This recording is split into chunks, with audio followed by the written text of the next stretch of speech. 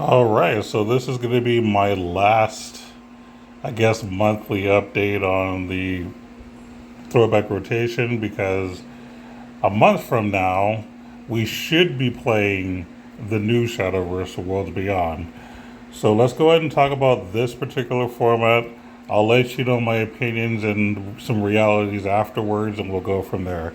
So we're going to be looking at some of the older decks, like we always do, the older winning decks.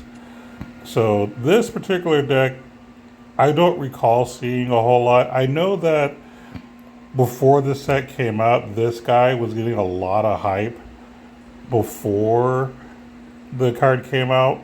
But then once the rotation actually started, not a lot of people were playing it, to be honest. It was basically all hype. I think the Control Force, this was the deck that more people were playing because basically you win with Roach. Like, this was the actual deck to play if you're a Force main. This is the deck where you can basically play this guy over and over by bouncing him a lot, evolving when needed, and you would just basically OTK them by like turn 7, I want to say, 6 or 7. But yeah, that's basically what this deck is. I personally didn't play it. I never liked Roach, but I know it was very, very popular. And there was a certain content creator, I can't remember his name, and his channel basically got obliterated off the face of the planet. I wish I could remember what his name was. I used to watch him, but he used to hate Roach hardcore. Oh, did he used to hate it. But anyway, I think that was really this. It's the only deck worth talking about. Amitaz existed too. This is another card that got a lot of hype, but was just nothing really that special. Let's go to Sword. So, according to this list, we have Aggro Sword. Trying to see if I remember this. I think I remember this. This was played a lot. You play him, try to make sure he gets boosted as much as possible so he doesn't die. This could be like a finisher. He was also a pretty big finisher. Lots of interesting stuff. This deck was, I think it was interesting. I do remember seeing this deck a lot back in the day. There's also Machina Sword. It, I don't recall this being a thing. Like, I vaguely remember some of these cards, but I don't think this was heavily played, to my knowledge here. And there's also an Evo Sword, which Evo Sword is a popular archetype, but I don't think this is the one that was like the best one. But it's decent, I think. I do like it. I'll say that much. Moving over to Runecraft, you got Natura, which the whole idea is to, I think, play as many trees as possible so you can get this out and potentially OTK. I want to say that's kind of the idea. Or you could win with this as an alternate win condition by lowering their total defense. Because, you know, with her, you can reduce it by 5. And, you know, you can do it multiple times and basically win by that. So, yeah, this has kind of multiple win conditions. Pretty strong. Kind of annoying to deal with, but, you know, it was doable. Shikigami. I remember this card got a lot of hype too. And I do recall this being a thing, but this was not the rotation where this card was really, really good. It was okay, but this was not the right rotation for it, just being honest. And then, again, a straight Carl build where this is the main win condition. I do remember seeing this a whole lot. So yeah, I'm kind of familiar with some of the stuff. By the way, I didn't play Runecraft at all, nor did I play Forest during those times. So we got Dragon here, Machina Natura Dragoncraft. This was super popular. I remember this being super popular. So ideally, what you're trying to do is ramp as much as you can. You know, Dragon Oracle, this guy, and I believe there was another one that I'm not seeing on this list. Oh, this right here. You played that. You basically want to destroy a bunch of trees. You want to fuse. Well, that's not the right card. Using this to fuse both Natura and Machina cards, so you can get this card reduced and other cards reduced as well. This is the way you can put a Machina card in your hand, so you can use the little Machina card to fuse with this. It's a whole thing. So this isn't like your traditional ramp dragon. This is sort of a gimmicky Maka Natura thing, but it can win. I feel like if you don't ramp enough early, it does become a bit slow, but it can get the job done. It's a pretty strong deck. I want to say I remember this being a top tier deck back in the day. But yeah, it was interesting. There's also an Evo discard thing. This is more of a fun deck. I don't think it's actually good, but it's fun. I don't really want to talk about it too much. And then you have just an aggro dragon. I remember this being overhyped. This right here. I played it. I honestly was part of the hype. I thought this was going to be super strong and really good. It's one of those decks where you just kind of have to draw really well and hope your opponent can't deal with it. But it's not super consistent. It's more fun than anything else. But the best deck obviously was the Machina Natura thing, with this guy being the main win condition by just dealing damage based off a number of trees destroyed. Shadow. So Machina Shadow. Believe it or not, I played this deck for a very brief moment. I don't typically play Shadow, but this is one of the few times that I did. I don't recall playing this list exactly, but I do remember this guy for sure. That was kind of a way to clear board, I believe. I remember playing cards that just dumped out a lot of assembly droids and just winning. It was pretty good. Natura here. This is also popular. I think this was kind of a win condition along with this. It was kind of a thing. I don't recall which one was the best. I think it was this one, Hades. I didn't play this one, but I believe this was the most popular one.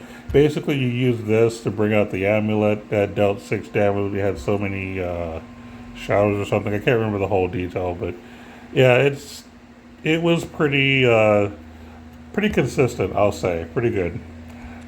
Blood. So we'll start with this one here. Also, I played Bloodcraft in this format as well. One of the few times I actually played Blood. So I did play a list similar to this. It was kind of fun. This is when I was experimenting with other classes because I wasn't really thrilled with the classes that I would normally play with this format. So I was really experimenting. There's also a control list. It's okay. Honestly, this is the only deck worth looking at, to be honest. This is your main win condition. This is kind of a win condition. There's a lot of good synergies with this. You just basically poop out a lot of tokens and Machina cards. It's very aggressive, very consistent, very good. Arguably the best deck. That's just my opinion, but probably the best deck, I believe. Havencraft, Machina, Elena. I think this is a fun deck, but I don't think this is. This is one of those decks where it feels like you have to have the right cards at the right time to win. But if you miss certain drops, you automatically lose. I feel like you have to time this perfectly. You also have Wardhaven, which I've played this too. It's okay, but not great. I don't recommend it at all. Stormhaven, also not great. Just being honest, it kind of sucks. I mean, the Machina Elena decks are really the only decks worth playing because there are a lot of cool synergies and combos that you can do to make a lot of strong, beefy units early. But like I said, you just have to have the right draws at the right time or the deck falls apart. That's basically what the problem with this deck. And then lastly, Portal. We got Baphomet. I did play this deck a lot. As a matter of fact, I think I played this deck the most. Now, my list was slightly different, but I remember this being like my favorite Machina card. Just being able to play him on an evolve turn, evolve him, swing, and get make everything I have in my hand cost 1 less, which means I get to play this guy a turn earlier, or potentially play this a turn earlier. And it was just pretty good. Like, I really enjoyed this deck a lot. It's a lot of fun. Is it good? It's like mid-tier, in my opinion. So, There are times where you play this and it's kind of luck based, to be honest. Like if you can get a bunch of things that storm out and just swing, you can win pretty easily. But sometimes you just draw a bunch of cards and get nothing in the field, which kind of sucks, right? So it's kind of a matter of luck. So it's not consistent. It can win, but it's not a very reliable deck. Artifact Portalcraft. This is also a deck I played a lot. It's kind of fun. Is it consistent? This is another one of those decks where if you don't get certain cards in certain turns, it kind of falls apart. But it's okay. I'm not the biggest fan of it, but it's doable. But really, I mean, for me, Baphomet, this was the deck to play for me personally. So overall, how did I feel about this rotation? If I'm gonna be honest, I didn't really care for it.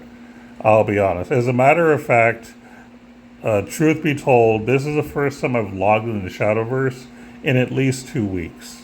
That's how much I don't particularly care for this rotation. Now, granted, I could have played Unlimited, but I just didn't care. And I had other projects that I just felt were a lot more important than this.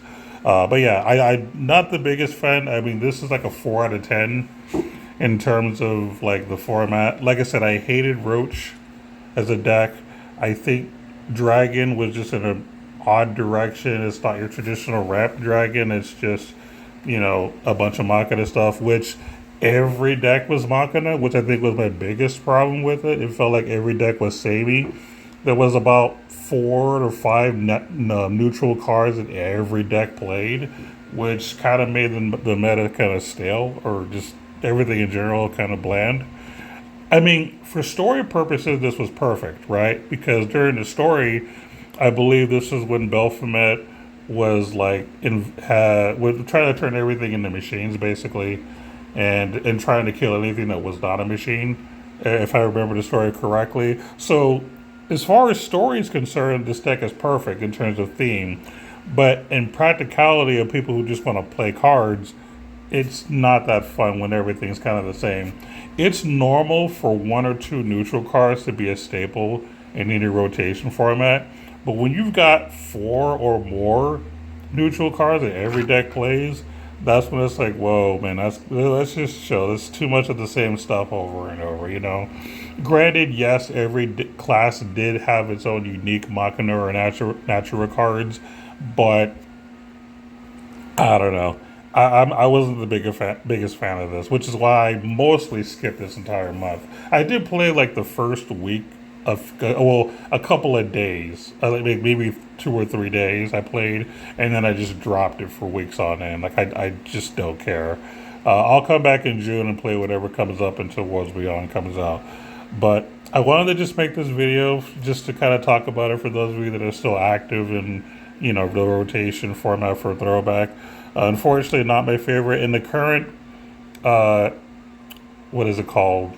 Grand Prix is just a basic, like, limited format that's not fun.